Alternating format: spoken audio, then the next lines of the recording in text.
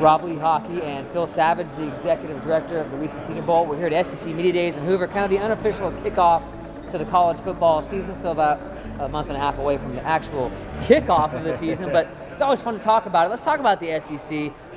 Coming off a national championship, Alabama, after a couple-year absence out of the college football playoff, the SEC back where it feels it should be, on top of the college football world. Yeah, and I think everyone, the 1,200 members of the media that are here, they're asked to give a predicted order of finish. And it appears that by the time we get to Thursday, it'll be Alabama in the West, Tennessee in the East. Let's start with Alabama. Rob, I think they're the only team in the country, both college and NFL, that can win a national title without top-flight quarterback play. I think they're so strong in other parts of their team that they only need adequate to adequate plus quarterback play to win. That gives them a huge advantage over the competition. You look at LSU. They have a ton of players coming back. They changed defensive coordinators. Dave Aranda comes in from Wisconsin. But is Brandon Harris the answer at quarterback? He has not been in order for them to reach the pinnacle of the college game. Auburn, Texas A&M, Arkansas, Mississippi State, they all have strengths, they all have weaknesses, but I think people look at LSU and Alabama at the top of the heap in the West. And in the East, despite the fact that Tennessee has lost to Florida 10 years in a row, most are saying that the Vols are the team to beat on that side of the conference. Why? 18 starters return. Okay. Josh Dobbs, an experienced quarterback. But I think more importantly is this comment. Butch Jones is going into his 4th year.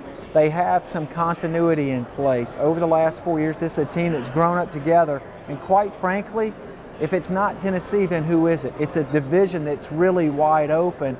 And I'm not so sure Tennessee's a great team, but I'm not sure how good any of the other teams are. Florida, Georgia, South Carolina, Vanderbilt, Missouri, they're all in the mix, and they've all got to be defeated.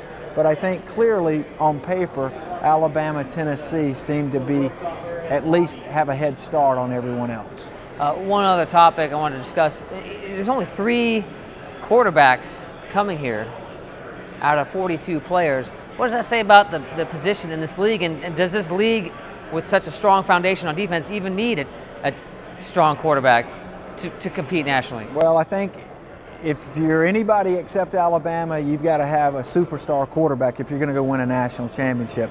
But the reality of it, Trevor Knight transfers from Oklahoma to Texas A&M. He hasn't even started a game for the Aggies, and he's here at SEC Media Days. The other 2 are Chad Kelly at Ole Miss, led the conference in passing essentially last year, and Josh Dobbs, who's a dual threat, college type of player for Tennessee. Those are the only 2 senior quarterbacks, plus Trevor Knight is the 3rd. My point is that the Senior Bowl is going to be looking in other parts of the country for the quarterbacks this year, and that started at the Manning Academy just a few short weeks ago. Well, a long season still ahead of us. It's just kicking off here at SEC Media Days. Stay tuned to SeniorBowl.com for more Media Day coverage.